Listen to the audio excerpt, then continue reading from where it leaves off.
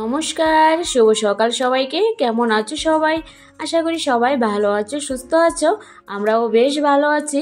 আমি মিনতিস লাইফস্টাইলে আবারও একটি নতুন ব্লগে তোমাদেরকে স্বাগত জানাই। আই হোপ আজকের ব্লগটি তোমাদের খুব ভালো লাগবে। আজ হলো শুক্রবার, আর শুক্রবারের ব্লগটা তোমাদের সঙ্গে সকাল থেকে শুরু করলাম। তো সকালবেলা টুকটাক কাজ কমপ্লিট করে আমি ফ্রেশ হয়ে তো এদিকে দেখো চলে আসলাম। বেডশিটটাকে অনেক দিন হলো তো চেঞ্জ করা হচ্ছে না, তো আজকে ভাবলাম যে সকাল সকাল বেডশিটটা আগে চেঞ্জ করি। আর আজকেও অনেক কাজ আছে, তো ছেলেকে নিয়ে স্কুলেও যাব, তাই প্রথমেই আমি আগে তো এই বেডশিটটা চেঞ্জ করে নেব, তারপর কিন্তু ছেলেকে রেডি করে স্কুলে নিয়ে যাব। আর আজকে কিন্তু সকাল থেকে এতটা ঠান্ডা লাগছে না, অনেকটা গরম ফিল হচ্ছে। তো মনে হচ্ছে যেন গরমকাল এসেই গেছে, তো শীতকাল একদমই কিন্তু ভুলে গেছি মনে হচ্ছিল। তো যাই হোক, তো এইদিকে কিছু কাপড় ধোয়া ছিল আগের দিন বা ছেলের, তো এগুলিকে গুছিয়ে এখানে রেখে দিলাম। আর আজকে আর জানো তো কিছু সকালবেলা তেমন কিছু আমি করলাম না, টিফিনও খাওয়ার সময় পেলাম না, কারণ 9টা বেজে গিয়েছিল। তো একটুখানি কাঁচকলা ভাজি করে ভাত করে ওকে স্কুলে দিয়ে তো ফিরে এসে কিন্তু আমি চা খেতে বসলাম। তখন প্রায় 9টার উপরে বেজে গেছে। তো এইদিকে চাটা রেডি হয়ে গেল, আর চায়ের সঙ্গে একটু তো কেক নিয়ে নিলাম, বেকারি কেক। তো খাবো এখন বসে বসে। তো সত্যি কি জানো, সকালবেলা যখন ছেলের স্কুল থাকে আর একটু তো মানে বাচ্চা তো উঠতেও চায় না, মানে স্কুলে যাওয়ার আগে যে ওকে কিভাবে স্কুলে যে নিয়ে যায়, তো সেই রকম ভিডিও আর শেয়ার করতে পারলাম না। তো খুব তাড়াহুড়ো করে ওকে স্কুল থেকে দিয়ে এসে তারপর জানো তো আমি শুধু একটা বেড গুছিয়ে তারপর চলে গিয়েছিলাম। আর ফিরে এসে চা খেয়ে তারপর চলে আসলাম এই বেডরুমটাকে গুছিয়ে নেব। তো ওইদিকে মানে কিছুই করা হয়নি। তো ওইদিকে জ্বালানোর পর্দাগুলি একটু সরিয়ে দিলাম, আর ভীষণ রৌদ্র উঠেছে আর ভীষণ গরমও লাগছিল। তো আজকে হয়তো তাড়াতাড়ি ছুটি দিয়ে দেবে, তার জন্য আমি আর ড্রেসটা চেঞ্জ করলাম না।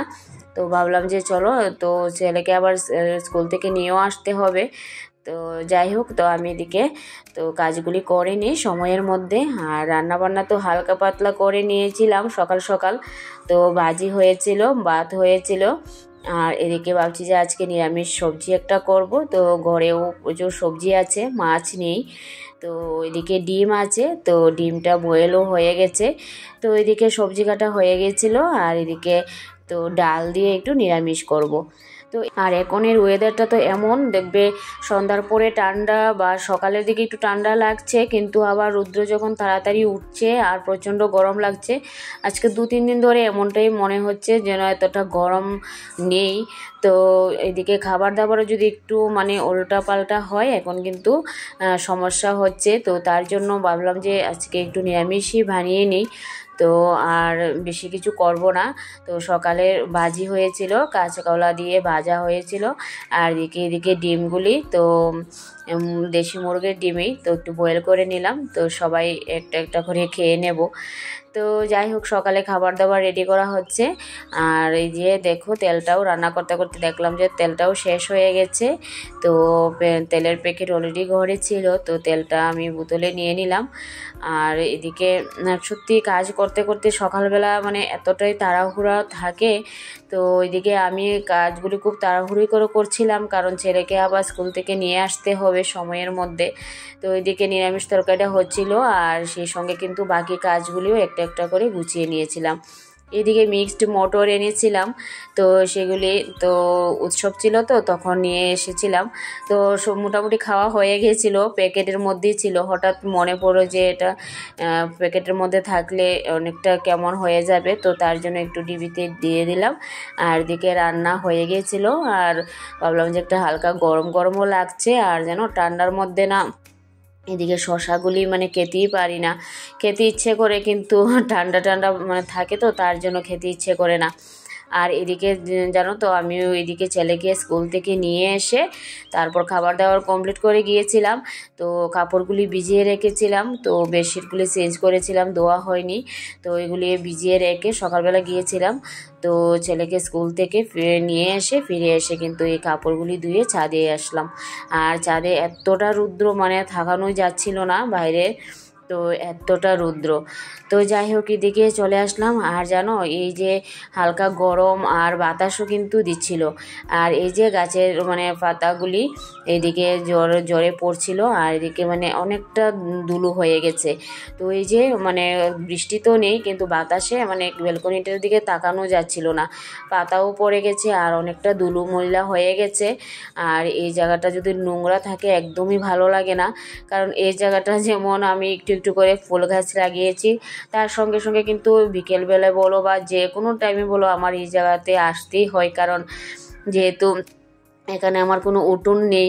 তো এই জায়গাটাতে মানে যদি পরিষ্কার না থাকে দেখতে একদমই ভালো লাগে না, আর আমারও একদিকে আসতে মানে ভালো লাগে না। তো যাই হোক, আর গাছগুলিও একদম দুলু হয়ে গেছে, তো ভাবলাম যে একটু জলটা স্প্রে করে দিই, এখন আর জল দেব না। তো আজকের ভিডিওটা এখন অবধি যারা যারা দেখেছো প্লিজ তোমরা একটা লাইক করতে বলো না, একটা লাইক দিয়ে দিও।